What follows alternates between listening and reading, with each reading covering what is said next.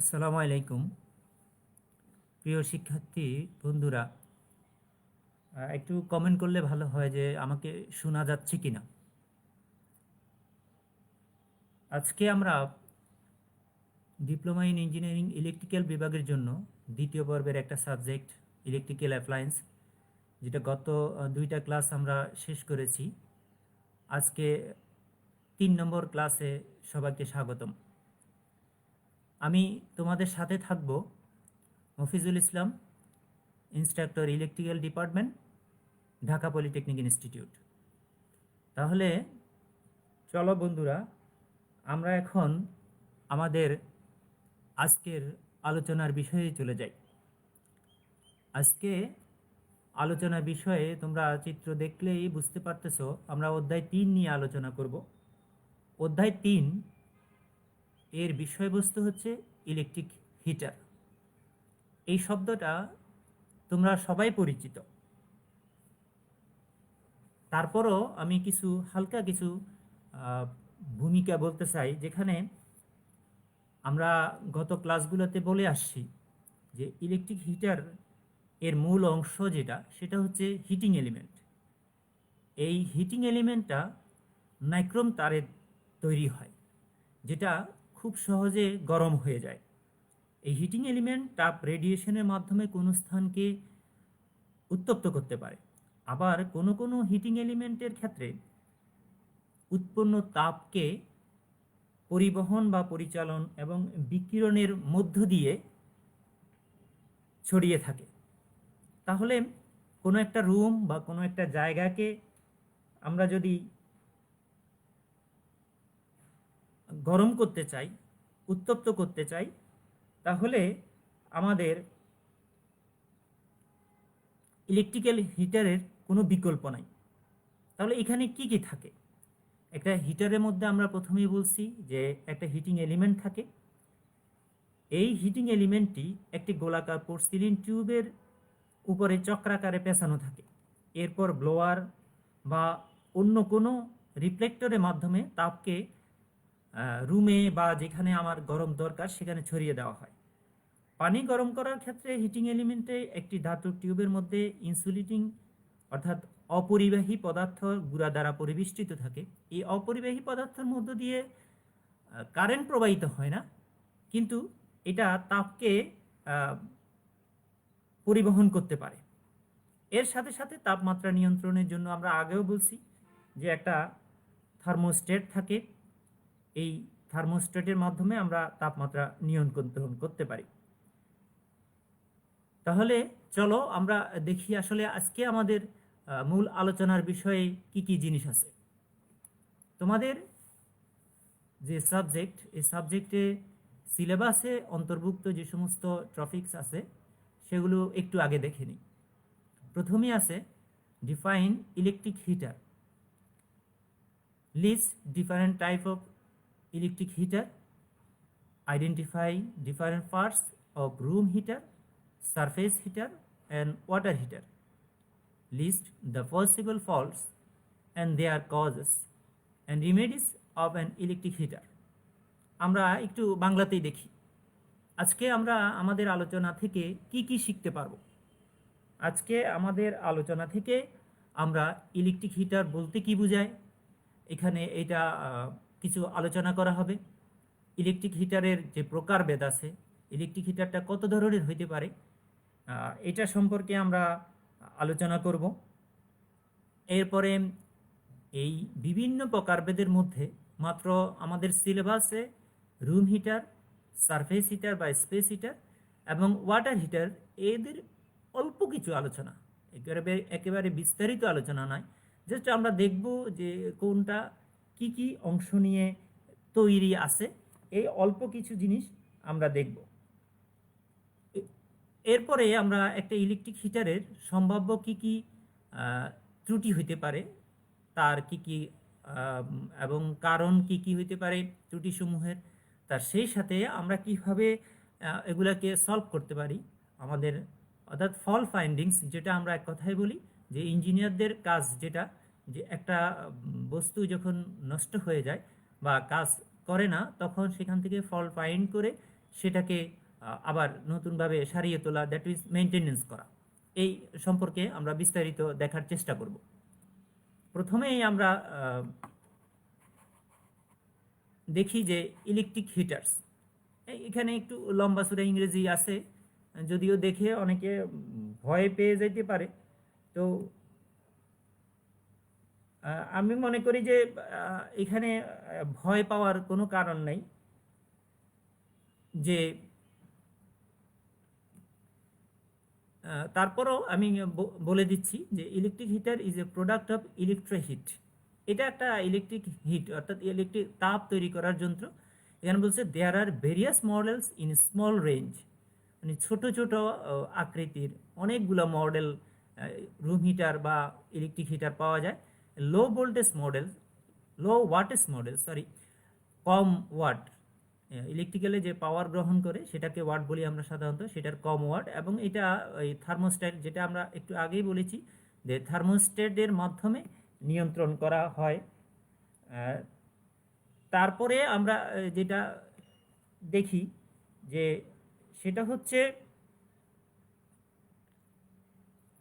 তারপরে যে এইটা কাজটা কি, এটার কাজটা হচ্ছে আমাদের বাতাসের মধ্যে লেখা আছে এখানে control oscillating tower unit that can emit enough hot air to warm up an entire family room with electric heaters. However, the heating elements are exposed to air or carpet fibers can become hot enough to ignite on contact. That means এখানে electric হিটারটা আমরা আগে বারবার বলে আসতেছি এক কথায় যে এটা কোনো একটা জায়গা, কোনো একটা স্থানকে উত্তপ্ত করার কাজে ব্যবহার হচ্ছে। তো ইংরেজি দেখে ভয় পাওয়ার কিছু নাই।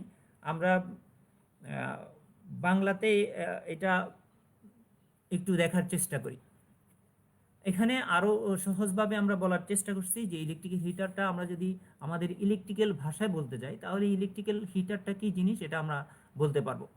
An electric heater is an electric device that converts an electric current into heat. আমরা বলতে চাচ্ছি যে ইলেকট্রিক্যাল হিটারটা হচ্ছে একটা ইলেকট্রিক্যাল অ্যাপ্লায়েন্স বা ডিভাইস যেটা ইলেকট্রিক্যাল কারেন্টকে তাপে রূপান্তরিত করে।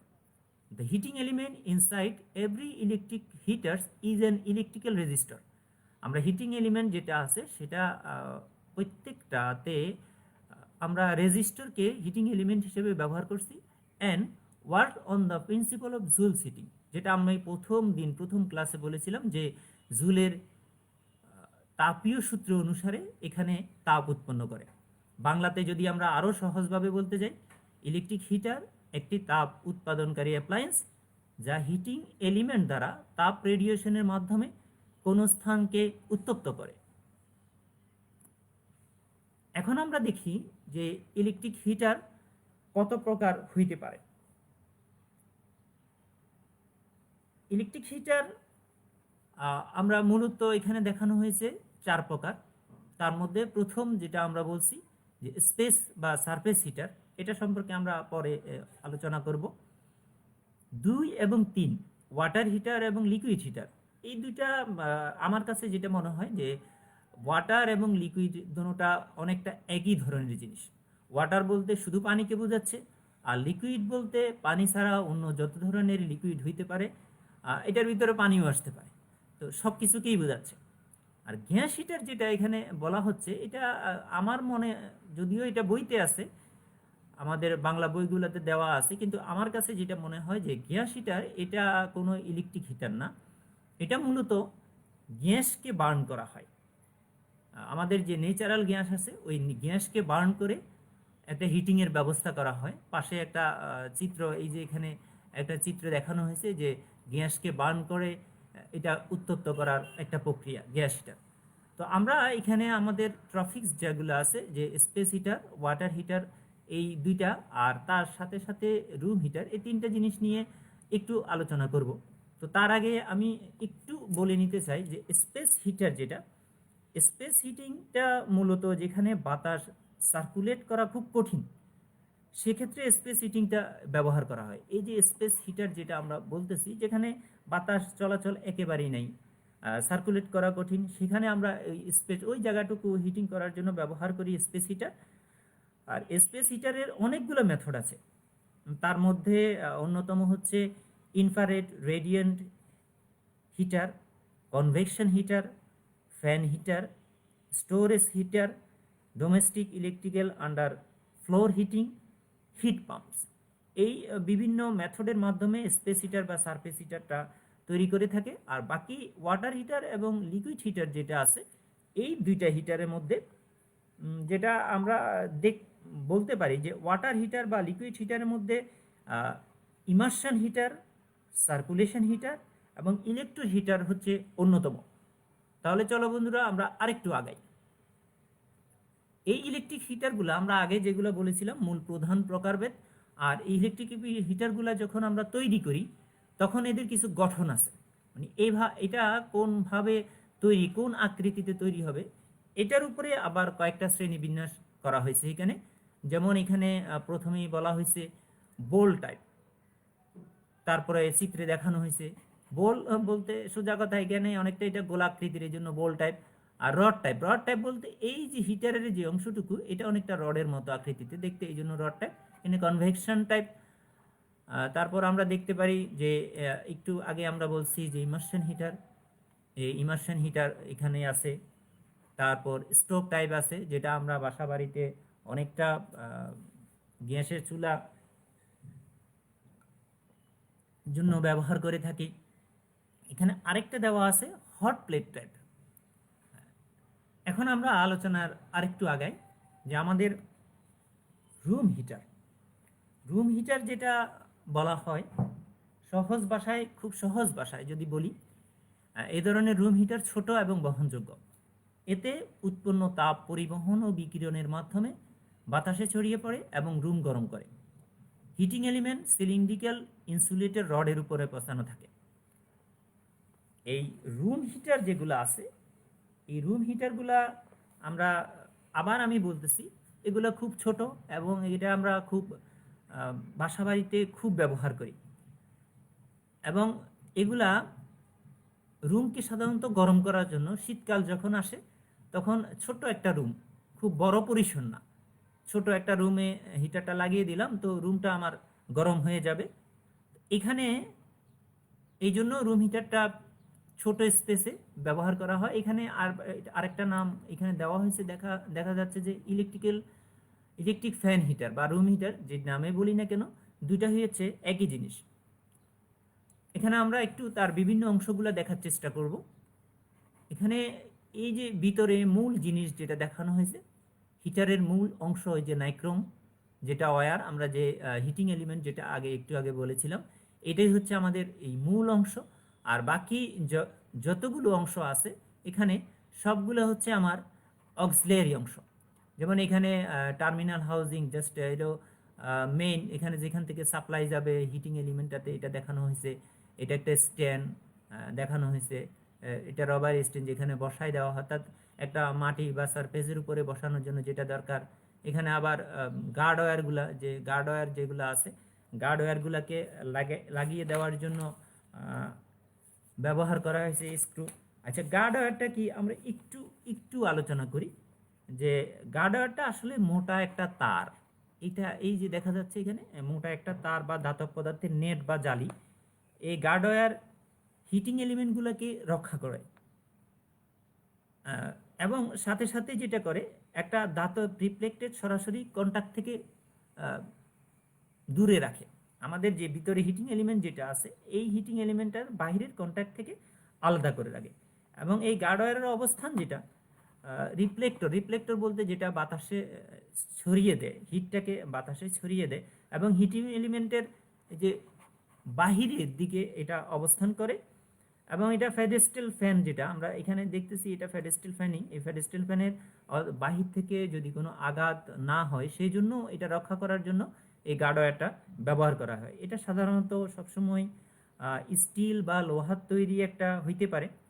প্লাস্টিক, অ্যাবোনাইট বা অন্য কোনো পদার্থ তাপমাত্রায় গলে গেলে বা পুড়ে গেলে এটা আর ব্যবহার করা যাবে না।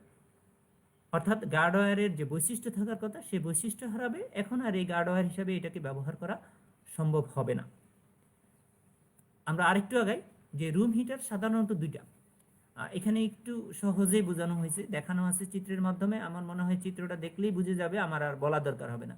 একটা হচ্ছে সিঙ্গেল ফায়ার বার টাইপ, এই যে এটা একটি সিঙ্গেল ইউনিট, আর এখানে দুইটা ইউনিট আছে, এই জন্য double fire type room heater বলা হয়েছে। এই দুইটা কিন্তু অনেকটা ফ্যান আকৃতির না, এগুলো হচ্ছে অনেকটা কনভেকশন, যেটা বলছিলাম আমরা, সরাসরি একেবারে পুরাটা গোল না হয়ে একটু বাঁকানো আকৃতিতে আছে।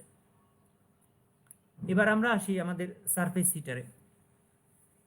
এখানে যেটা বলা হয়েছে একটু যদি পরে আমি বুঝতে পারা যাবে খুব সহজেই। Space heating is use to warm the interiors of buildings.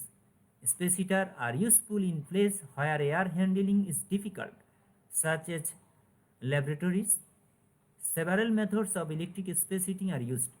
আমরা এখানে একটু আগে যে কথা আমরা সারফেস হিটিংয়ের বেলায় বলে আসছিলাম, সেই কথাটার এখানে একটু ইংরেজিতে দেওয়া আছে। বলা হয়েছে যেখানে ইন্টেরিয়র ডিজাইন বিল্ডিংগুলা, যেখানে বাতাসের সার্কুলেশন প্লেসে যে সার্কুলেট হওয়া খুব ডিফিকাল্ট, কঠিন, যেমন ল্যাবরেটরি হইতে পারে, যেমন ল্যাবরেটরি সব কিছু ইন্টেরিয়র বাহির থেকে লাগানো থাকে। এই ধরনের যেখানে রুমগুলোকে গরম করার জন্য একটু বড় পরিসরে, আগে রুম হিটার যেটা আমরা বলছিলাম এটা খুব ছোট্ট পরিসর, আর সারফেস বা স্পেস হিটার যেটা, এটা আরেকটু বড় পরিসর গরম করার জন্য এই স্পেস হিটারটা ব্যবহার করা। এই যে সেভারাল মেথডের কথা বলা হয়েছে, এই মেথডগুলো অলরেডি আমরা একটু আগে বলে ফেলছি, তারপরও কারো যদি মনে না থাকে আমি আরেকবার বলতেছি। ইনফ্রারেড রেডিয়েন্ট হিটার হইতে পারে, কনভেকশন হিটার হইতে পারে, ফ্যান হিটার হইতে পারে, স্টোরেজ হিটিং হইতে পারে, অথবা হিট পাম্প হইতে পারে। এখানে বাংলাতে যারা ইংরেজিতে মনে করতেছ আমি খুব দুর্বল, ইংরেজি কিছুই বুঝি না, তাদের জন্য বাংলাতে আমি সহজ ভাষায় আরেকটু লেখার চেষ্টা করেছি। বৃহৎ আকৃতির কন্ট্যাক্ট সারফেস, বৃহৎ রুম, সেন্ট্রাল গ্রিজার সিস্টেমে, ছাদে রক্ষিত বিশাল আকৃতির পরিপূর্ণ চেম্বার ইত্যাদি গরম করতে এই ধরনের হিটার ব্যবহার করা হয়ে থাকে। এখন আমরা এই সারফেস হিটারে কি কি অংশ আছে, অংশগুলো একটু দেখার চেষ্টা করি। এখানে আমি আগে একটু দুঃখিত বলে নিচ্ছি, এখানে মেইন হিটার এমটা ছবি আনার সময় কেটে গেছে, এটা হবে মেইন হিটার, মেইন বোর্ডই হবে এটা। আর এখানে হবে রিফ্লেক্টর। রিফ্লেক্টরের কথা আমরা একটু আগেই বলেছি যে রিফ্লেক্টরটা হচ্ছে এটা এমন একটা জিনিস যেটার মাধ্যমে তাপটাকে বাতাসে ছড়িয়ে দেওয়া হয়। আর এখানে আরও কিছু অংশ আছে, সেগুলো হচ্ছে এই একটা অংশ হ্যান্ডেল, হ্যান্ডেল মিন্স ধরার যন্ত্র। আর এখানে পাওয়ার সুইচ থাকতে পারে, যে আমি অন অফ করার জন্য, পাওয়ার সুইচ মিন্স অন অফ করার জন্য একটা সুইচ থাকবে। তার সাথে সাথে এখানে আমাদের কত ওয়াটেজ, এমনও হইতে পারে যে আমি আমার সারফেস হিটারটা পরিপূর্ণ অন করব না, অল্প কিছু অন করব, আবার অল্প কিছু পরিপূর্ণ বা 100% ব্যবহার করব না। অর্থাৎ আমার এখানে অপশান দেওয়া আছে যে আমি এটা 1000 ওয়াটও ব্যবহার করতে পারি, আবার এটাকে 800 ওয়াটও ব্যবহার করতে, তো এখানে একটা সুইচ থাকতে পারে। তার সাথে প্লাস্টিক বডি আছে, এবং সাথে সাথে যেটা আমরা গতবারও বলেছি যে যেহেতু এটা ইলেকট্রিক্যাল অ্যাপ্লায়েন্স, তো অতএব এখানে একটা ইলেকট্রিক্যাল সংযোগ থাকা বাধ্যতামূলক। অর্থাৎ এই জন্য একটা পাওয়ার প্লাগের মাধ্যমে ইলেকট্রিক্যাল সাপ্লাই লাইন নিয়ে যাওয়া হয়েছে। এরপরে আমাদের সর্বশেষ যেটা আমরা বলছি যে আমাদের এখানে তিনটা জিনিস আলোচনা হবে, আমি আবার রিমাইন্ডার মনে করাই দিতে চাই। রুম হিটার, সারফেস হিটার এবং ইলেকট্রিক ওয়াটার হিটার। আমরা শেষ অংশটাতে এসে পড়ছি।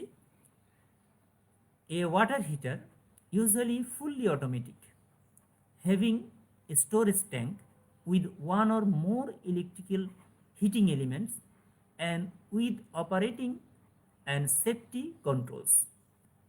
তাহলে কি বলছি এখানে, একটা ওয়াটার হিটার হইতে হবে পরিপূর্ণ স্বয়ংক্রিয়, অটোমেটিক, এবং এটাতে একটা স্টোরেজ ট্যাঙ্ক থাকবে, একটা থাকবে অথবা অধিকও থাকতে পারে হিটিং এলিমেন্টের সংখ্যা, এবং এটা অপারেটিং করার জন্য সেফটি কন্ট্রোল সহ থাকবে। আমি যদি আরেকটু এখানে বাংলাটা যদি আমি একটু পড়ি, বিরতিহীনভাবে গরম পানি অথবা তাৎক্ষণিক পানি পাওয়ার ক্ষেত্রে ওয়াটার হিটার একটি প্রয়োজনীয় ডিভাইস। ওয়াটার হিটারে দুইটি হিটিং এলিমেন্ট থাকে, ইংরেজির সাথে বাংলা এখানে চিত্রের সাথে যদি তোমরা মিলাইতে চাও, তো তো একটু মিলাই নাও যে এই যে এখানে দেখানো আছে একটা আপার এলিমেন্ট, এই আপার এলিমেন্ট হিটিংয়ের জন্য, আর একটা লোয়ার এলিমেন্ট। অর্থাৎ হিটিং এলিমেন্ট আমরা আগে বলছি যে এই ইলেকট্রিক ওয়াটার হিটার যেগুলো আছে এইখানে এই ট্যাঙ্ক সিস্টেম যেগুলো, এগুলোতে দুই ধরনের ওয়াটার হিটার আছে। এখানে ওই একদিক দিয়ে ঠান্ডা পানি ঢুকবে, আরেক দিক দিয়ে গরম পানি বের হয়ে যাবে, আর বাকি যে জিনিসগুলো আছে জাস্ট নর্মাল একটা জিনিস, এটা যে কেউ দেখে বুঝতে পারবে, আমার আর বর্ণনা করার প্রয়োজন হবে বলে আমি মনে করতেছি না। এখন আমরা দেখি এই যে ইলেকট্রিক ওয়াটার হিটার যেগুলো আছে এগুলোর ভিতরে আবার কিছু শ্রেণীবিন্যাস আছে। ইলেকট্রিক ওয়াটার হিটার প্রধানত দুই ধরনের টাইপ হতে পারে, একটা ইমার্শন বা রড টাইপ। ইমার্শন বলতে যেটা আমরা সহজেই বুঝি সেটা হচ্ছে যে কোনো কিছুর ভিতরে ডুবে রাখা, ইমার্শন হিটার। এবং আরেকটা সেলফ কন্টেন্ট, মানে এটার সাথে হচ্ছে যে সেলফ কন্টেন্ট মানে এটার সাথে একটা ট্যাঙ্কিও থাকতে পারে, এটা পানি নিজে করে রাখবে। আর ইমার্শন হিটারের সাথে আসলে কোনো ট্যাঙ্ক বা অন্য কোনো কিছু থাকে না। আর সেলফ কন্টেন্ট হিটারটা আবার দুই ধরনের হতে পারে, একটা হলো প্রেশার টাইপ, মানে কম্প্রেসার দিয়ে থাকতে পারে, আর একটা হলো নন প্রেশার, প্রেশার না, জাস্ট নর্মালি অ্যাজ ইউজুয়াল হতে পারে। এখানে সেলফ কন্টেন্ট টাইপে একটা হিটারের চিত্র দেখানো হয়েছে। এখন আমরা দেখি যে একটা ইলেকট্রিক ওয়াটারের জন্য আমরা যেটা আগে বললাম, একটু আগেও দেখেছি আমরা, তারপরও এটা আরেকটু বিস্তারিত এখানে আছে যে হিট পাম্প, এটা একটা ওয়াটার হিটার। হিট পাম্পে আগের চেয়ে, আগে যে সমস্ত অংশগুলো ছিল সে অংশগুলোর চেয়ে আরেকটু বেশি অংশ আছে এখানে। আমরা দেখলে বুঝতে পারতেছি, আগে আমরা বলেছি যে এখানে দুইটা হিটিং এলিমেন্ট থাকবে, এখানে এই যে একটা লোয়ার থার্মোস্টেট আছে, একটা আপার থার্মোস্টেট আছে, আবার রেজিস্ট্যান্স এলিমেন্ট নিচের দিকে উপর দিকে, টেম্পারেচার কন্ট্রোলের জন্য প্রেসার বাল্ব আছে, আউটলেট আছে, এটা একটা ফ্যান, সাথে একটা কম্প্রেসর থাকতে পারে। কম্প্রেসর মানে যেটা আমাদের পানিটাকে যদি বাষ্প হয়ে যায় এটাকে ঠান্ডা করে নেওয়া, কম্প্রেস করে আবার এটাকে লিকুইডে পরিণত করা। আর ভিতরে এই যে একটা ইমার্শন টাইপের ওয়াটার হিটার রেখে দেওয়া হয়েছে। এখানে তাপমাত্রা কন্ট্রোলের জন্য আমরা এই যে আপার থার্মোস্টেট এবং লোয়ার থার্মোস্টেট, এই দুইটার মাধ্যমে আমরা তাপমাত্রাকে খুব সহজে নিয়ন্ত্রণ করতে পারবো, আর কোনো কিছু দরকার হবে না। এখানে আমরা যদি টেম্পারেচার, যদি এই যে টেম্পারেচার প্রেশার রিলিফ, এটা যদি আমরা করতে চাই, যে কম্প্রেস তো আমি বললাম আগে যে এটা প্রেশারাইজড, তো যদি আমি এটা প্রেশারটাকে রিলিফ করতে চাই তাহলে এই বাল্বটা যদি আমি খুলে দিই তাহলে প্রেশারটা এখান থেকে রিলিজ হয়ে যাবে। আর নিচ দিয়ে আমরা ড্রেনে, যদি আমার মনে হয় যে আমি পানিটাকে রাখবো না, ছেড়ে দিব, তো এখান দিয়ে পানিটা আমি ছেড়ে দিতে পারি। আর বাহিরে যেটা অ্যাজ ইউজুয়াল থাকে, ইলেকট্রিক্যাল যতগুলো যন্ত্রপাতি থাকে সবগুলোর উপরে ইনসুলেশন তো থাকবেই। এর আরেকটা অংশ হচ্ছে আমরা যেটা বলছি ইমার্শন হিটার। তাহলে আমরা প্রথমেই দেখি যে ইমার্শন হিটারটা কি। Immersion heater are use to heat many liquid substance like water, oil, chemicals and even to stabilize gas within their tanks. তাহলে ইমার্শন হিটারটা শুধু যে পানি গরম করবে তা না, এখানে তেল অথবা কেমিক্যালস, অন্যান্য কেমিক্যালসগুলো গরম করতে পারে। এখানে চিত্রে আমরা দেখছি যে ইমার্শন হিটার দেখানো হয়েছে কী ধরনের হইতে পারে।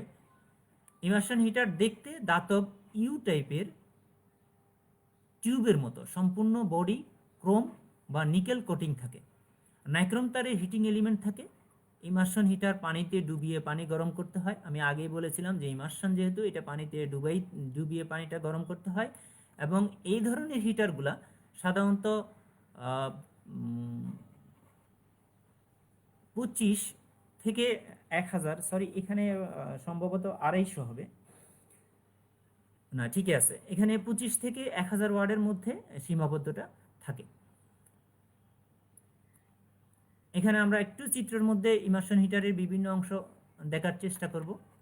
যে এখানে দুইটা চিত্র একই রকম, একটা যদি দেখি আমরা পর্ব, এই যে এই একটা ইমার্শন, এই যে এইটাই হচ্ছে আমার মূলত হিটিং এলিমেন্ট, এটার ভিতরে হিটিং এলিমেন্টটা আছে এবং এর ভিতরে পোর্সিলিন, আমরা আগেই বলছি যে পোর্সিলিন কিছু টিউবের ভিতরে কিছু গুঁড়া দেওয়া থাকে, ওই গুঁড়োগুলো হিটটাকে ট্রান্সফার করতে পারে, কিন্তু ওইটা অপরিবাহী, বিদ্যুৎ বাহিরের দিকে, অর্থাৎ ইলেকট্রিসিটি বাহিরের দিকে প্রবাহিত হয় না। কোনো কিছুর মধ্যে যদি ডুবিয়ে দিই আমি, আমার হিটটা ট্রান্সফার হবে, কিন্তু ওই পানি বা অন্য কোনো কিছু এটা আর বিদ্যুতায়িত হবে না। এখানে লেখাই আছে heating element nichrome wire insulated from metal body. এই যে এখানে মেটাল বডি থেকে ইনসুলেট করা আছে এবং তার সাথে সাথে এইখানে একটা 3 পিন প্লাগের মাধ্যমে আমাদেরকে ইমার্শন হিটারটা আমাদের সাপ্লাই লাইনের সাথে সংযোগ করে দিতে হবে। এখন আমরা আমাদের একেবারে শেষ টপিকস যেটা, সেটা হচ্ছে ইলেকট্রিক হিটারে কি কি ত্রুটি হইতে পারে, তাদের কারণ কি এবং তার প্রতিকার সম্পর্কে জানব। তো এখানে যদি কথা বলা লাগে তো এই টপিক্সটার উপরেই 40-45 মিনিট কথা বলা যায়, কারণ একটা হিটারের ত্রুটি অনেক ধরনের ত্রুটি হতে পারে। আমি অতগুলো এখানে নিয়ে আসি নাই, যেহেতু আমাদের সময় স্বল্পতা আছে, সেজন্য আমরা অল্প কিছু জিনিসকে নিয়ে আসছি। যেমন প্রথম একটা আমরা বলছি যে সুইচ অন করলে হিটারের হিটিং এলিমেন্ট গরম হয় না। আচ্ছা, হিটারের হিটিং এলিমেন্ট যদি গরম না হয়, তার মানে আমাকে বুঝে নিতে হবে প্রথমে যে আমি সুইচ অন করেছি সত্য, কিন্তু আমার পাওয়ার সাপ্লাই থেকে লাইন আমার হিটিং এলিমেন্ট পর্যন্ত পৌঁছে নাই। অথবা আরেকটা কাজ হইতে পারে যে আমার যে থার্মোস্টেট, তাপমাত্রা কন্ট্রোলের জন্য থার্মোস্টেট লাগানো আছে, এই থার্মোস্টেটটা ঠিকমতো কাজ করতেছে না। অথবা এটাও হইতে পারে আমি যে সাপ্লাই কর্ডের মাধ্যমে আমার সাপ্লাইটা দিয়েছি, ওই সাপ্লাই কর্ডটা কোথাও কাটে গেছে, ছিঁড়ে গেছে।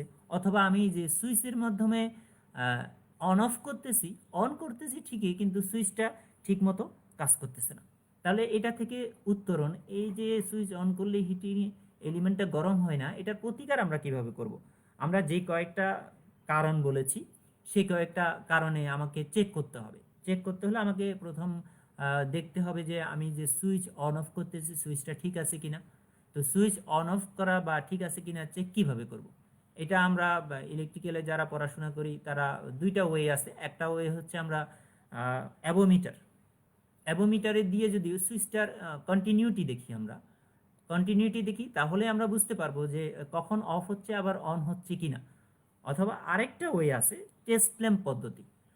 টেস্ট ল্যাম্প পদ্ধতি অনেকের এটা হয়তো নামটা নতুন মনে হইতে পারে, তারপর আমি বলছি যে টেস্ট ল্যাম্পটা কিছুই না, একটা সিরিজ বোর্ডের সাথে একটা বাতি লাগাই দেওয়া। অর্থাৎ বাতিটা দুইটা তার আলাদা থাকবে, যখন দুইটা তার একসাথে করা হয় বাতিটা জ্বলে উঠবে। অর্থাৎ আমি যদি তারের দুই প্রান্ত ধরি, মাঝখানে যদি আমার কন্টিনিউটি থাকে, তাহলে আমার বাতিটি জ্বলে উঠবে। বাতি জ্বলে ওঠা মানে আমার তারটা ঠিক আছে।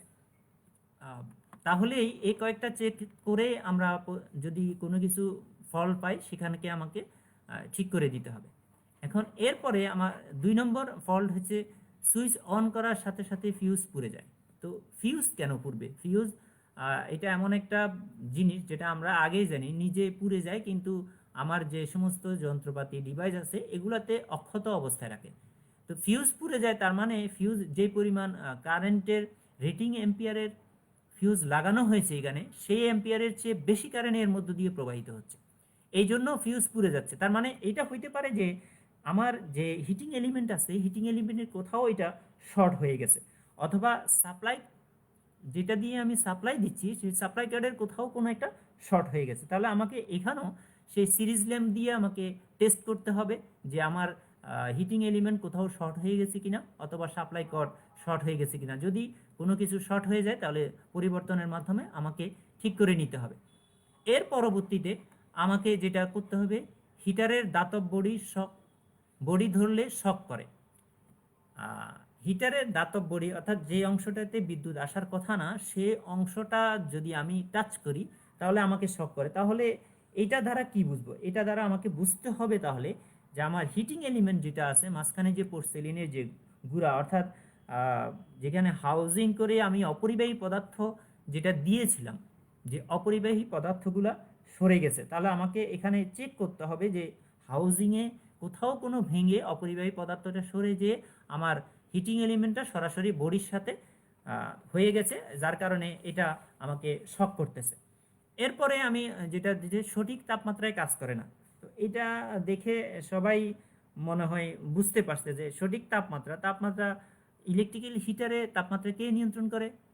এক বাক্যে সবাই বলতে পারবে যে থার্মোস্টেট নিয়ন্ত্রণ করে। তো সঠিক তাপমাত্রায় যদি কোনো কিছু কাজ না করে, তাহলে আমাকে বুঝে নিতে হবে যে এই অবশ্যই থার্মোস্টেটে ত্রুটিপূর্ণ হয়েছে। তাহলে থার্মোস্টেটটা আমাকে ঠিক মতো যদি থার্মোস্ট্যাটটা খুলে আবার নতুন একটা থার্মোস্ট্যাট লাগাই দিতে হবে, তাহলে আমার এটা ঠিক হয়ে যাবে। এখানে আরও আরও কিছু হইতে পারে, যেমন আমার প্লাগ নষ্ট হইতে পারে, হিটিং পদার্থ নষ্ট হইতে, এগুলা মোটামুটি আমরা কম বেশি আলোচনায় চলে আসছে।